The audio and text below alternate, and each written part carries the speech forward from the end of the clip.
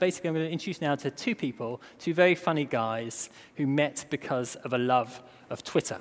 And have actually gone on to create their own company, which advises brands on how to use Twitter and indeed creates content for brands on Twitter.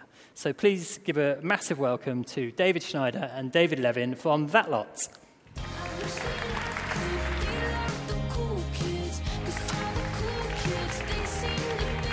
Thanks. Hello, it's lovely to be here. We are David and David, or Ant and TweetDeck, as nobody calls us. Thank you for that. Hello, yes, I am David. My background is I'm a writer. I've been a writer for about 10 years. I used to work in pop magazines and at MTV, where my journalistic achievements included Dancing with Shaggy. This is me here with one of the bands of our generation, the Venga Boys. There it is. But yeah, for the past few years, I've been full-time. I've been a professional tweeter, tweet for brands and TV shows and stuff. And it's sort of fair to say that Twitter has changed my life. So I'm going to tell you a bit about that. So the Twitter thing started for me on the night of the London riots, when I just moved to Hackney in East London, across the road from a pub called the Dolphin. I don't know if any of you have been to the Dolphin, but if not, it's sort of the Iron Napa of East London. It's a place that you go until 5 in the morning and dance to sort of bad 90s R&B and drink Jaeger bombs. One of the rumours on Twitter that night was that the rioters had got to the Dolphin and that it was burning down. I was on Twitter, sort of had my own account, wasn't massively into it at the time, but just tweeted saying that no, it was fine, I could see it was fine. And then people started replying with lots of filthy and hilarious stories. Someone was saying it was the only pub they've ever had sex in. I couldn't believe that the Dolphin pub didn't have its own Twitter feed, so I decided to set one up.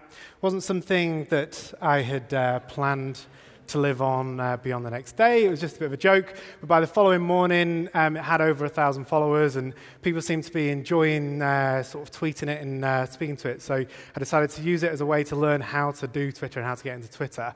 And then fast forward a few months, and Dolphin was dipping its fins into matters outside of pub life, such as the Grammys.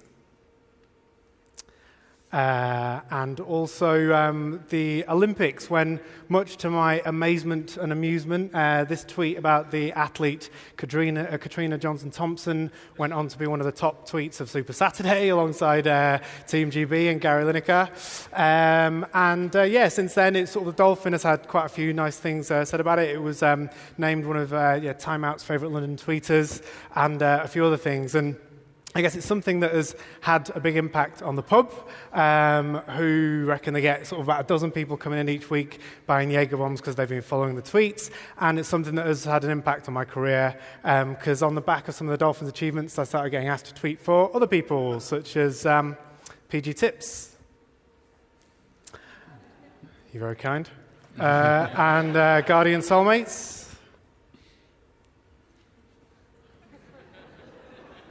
Not quite as kind. L'Oreal Med Expert. I think L'Oreal's in the house. Beats headphones and The Voice.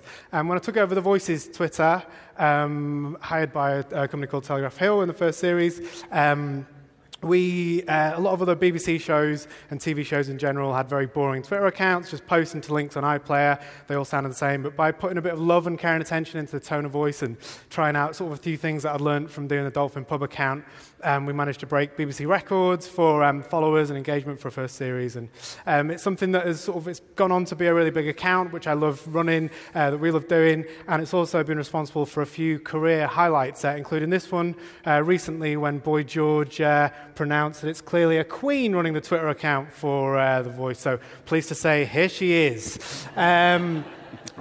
Speaking of career highlights and raging queens, it was around this point in my career that I met David Schneider. And we bonded. It was actually Twitter who introduced us, and we connected straight away on our mutual obsession with Twitter and also our mutual love of not ironing shirts, as you can see there. But David. Thanks very much. Hello, Wembley. So I'm worth a try. Big crowd. So yeah, this is me, David Schneider. I'm an actor, writer, comedian, director, at least I was. Now mainly I'm a tweeter. I've built up a following through doing many jokes. Some of you might, I don't know, recognize me from Alan Partridge. If you do, thank you for not shouting, smell my cheese. So thank you, smell my cheese down the front, thank you. And yeah, so I know a lot of people follow me because of that. And also a lot of people, I think, follow me because they think I'm David Schwimmer from Friends. Such as this person here, as you can see, wouldn't have thought an ex-member of the cast of Friends would be so up in British politics. And that's the first secret of my success. I'm very shallow, so I never tell them that I'm not David Schwimmer. Just follow me. That's what I want to say. So yeah, the thing that I've loved most about Twitter is its topicality. That's what's connected so much for me from the very start. Here's an example of it's actually my most successful tweet ever so far. It's when Lance Armstrong admitted that he was a drug cheat. So I tweeted this here. Lance Armstrong isn't even the worst offender in cycling history. Look at this guy. What the hell was he on? And added this picture to it there. But the great thing, I'm glad that you still enjoy that. The great thing about it is the topicality. I must have spent 6 years now just sat at home in my pants. I don't know why I'm painting that image for you. I apologize. But sat there, waiting for something big to happen and then thinking of something fun, like we just were going mental because Zayn tragically has left One Direction, as you may know. And it was like, something big's happened, quick tweet about it. So that's what I've been doing for 6 years. Here's an example when the royal baby was called officially William. Then I tweeted very quickly, as quick as I could, I got in touch with my Photoshop guy and I tweeted congratulations to Kate and Will on their beautiful baby boy George and added this picture here. And really, it was all about, now that was within 5 minutes, you just got to do it, got to get my Zayn Malik tweet out quickly. Similarly, in the World Cup, when we saw the vanishing spray, I tweeted this sophisticated piece of humor there. It's all about getting it out there quickly. But the great thing is that now I can sit in front of Twitter and in front of the telly, X Factor, whatever, and say it is work. Because with David, we've put together a company, That Lot, and we've gone out there, and all the people that we find funny and interesting on Twitter, what we can now do, which is great, is haul them off and work with them on various brands. So brands like we do the Have I Got News for You account. Here's an example of that. This is when The Interview was about to come out and North Korea were causing a lot of trouble for Sony, so we tweeted this picture here. And now the great thing is that instead of being on my own in my pants, I'm now Skyping and WhatsApping and sometimes in war rooms, not necessarily in my pants, and putting things on for brands whenever there's a big moment. So this is something that we did for Virgin during the EastEnders Live.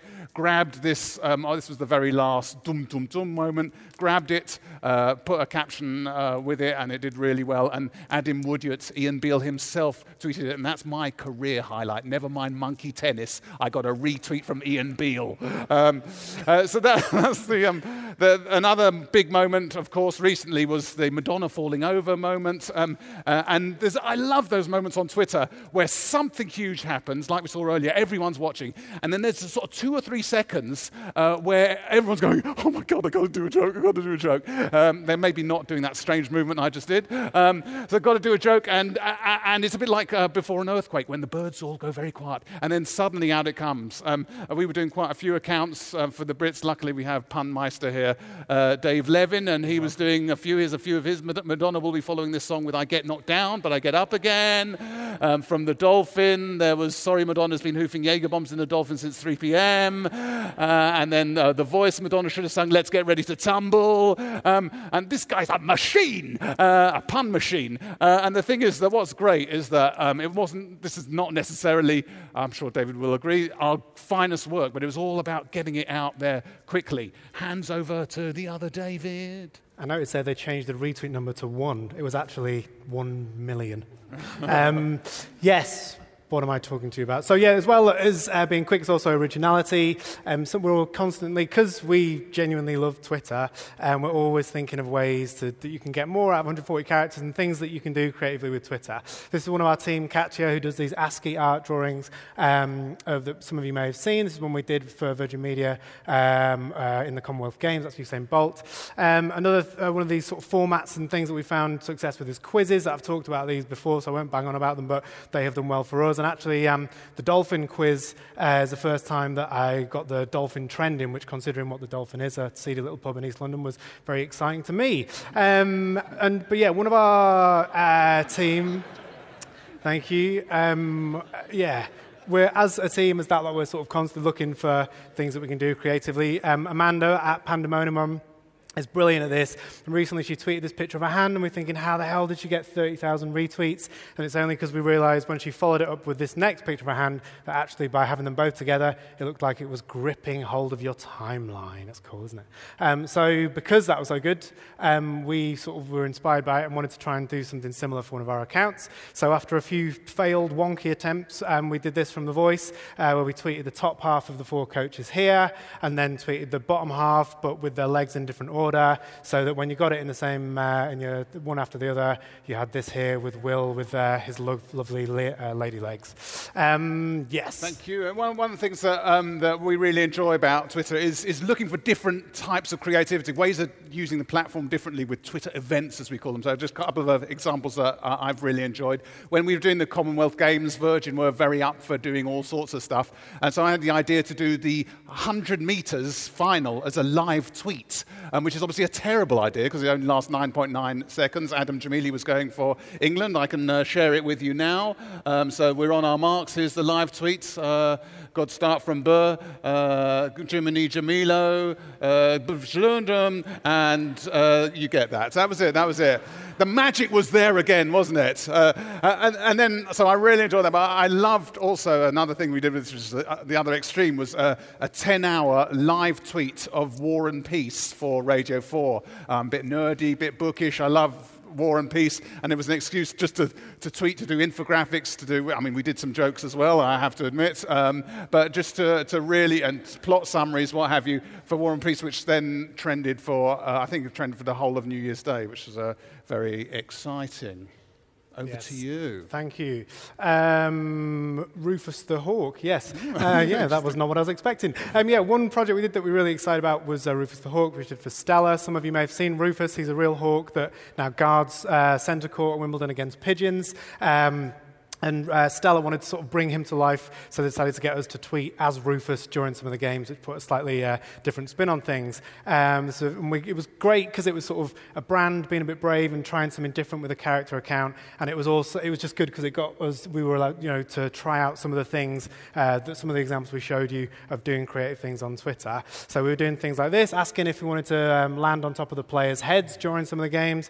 We got into awkward, or dare I say, Hawkwood banter with some of the players. You're right to groan. We did some tweeting whilst swooping, and did some tweeting whilst flying upside down. And then this tweet, which put a slightly different angle on the men's singles final.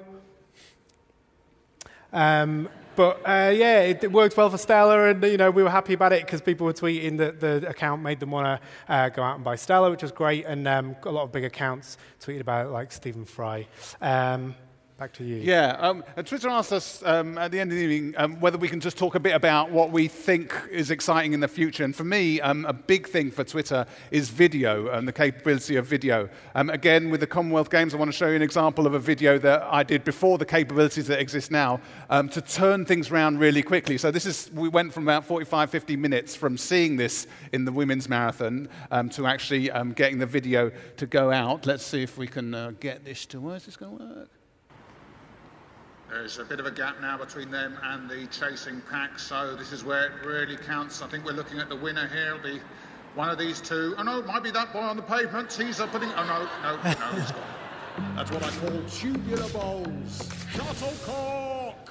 And that I feel proud of because we just turned it around so quickly. That was far too much energy there. Yeah, so with video, I think it's something we're constantly, because it's becoming such a bigger part of Twitter, we're looking at different ways that we can do things using video, which with the live shows on The Voice, which started last week, we were sort of had a bit of a play around of actually filming some stuff and putting it straight on the native video player, which worked really well for us and was really cool because we were just sort of grabbing people as they came off stage, like Colin Murs, doing a quick interview, and then just getting it live really quickly, and it worked really well. So obviously now we'll be looking out, and as everyone should be, for how you can use Periscope and all the new things. That is something we like to do. And something we saw recently that was brilliant and made us very jealous that we didn't do it was this ad from Guinness this tweet from Guinness on St. Paddy's Day with the Guinness that comes out into your face. Something that we found is sort of becoming more and more popular on Twitter, and something that we get very excited about is personalization. Tweeters love it when doing something where you can give something back to them, that's something that they have creatively inputted into. This is one thing we've been doing with 7up, getting people to send their 7-word ideas, and then as a weekly thing, as an appointment to sketch, we've had a sketch artist who's drawing them and bringing them to life, and it has been working well. Yes, great. One final area that we're really excited about is bringing Twitter and this thing I hear exists called real life together. So, for instance, we're putting together a Twitter stand-up festival, a Twitter comedy festival that will take place both on the Twitter platform and in this real life thing, whatever that is.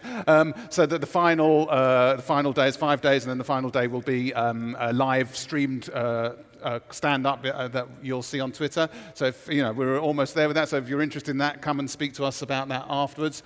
With one client, we're developing this idea around the world in 80 tweets, where we'll go around the world and have real-life people in geographical locations. And likewise with Monopoly, we're working on a Twitter Monopoly game that you can play on Twitter at the same time in real life in Leicester Square. So these are all areas that we're very excited about. So I'd like to thank Twitter for having us tonight. Thank Twitter for being this amazing engine of social democratic change, of conversation, of creativity. But most of all, personally, I'd like to thank Twitter for being the place where I first saw the dog that looks like Samuel L. Jackson. And that's all from us. Thanks very much. Thank you. Thank you.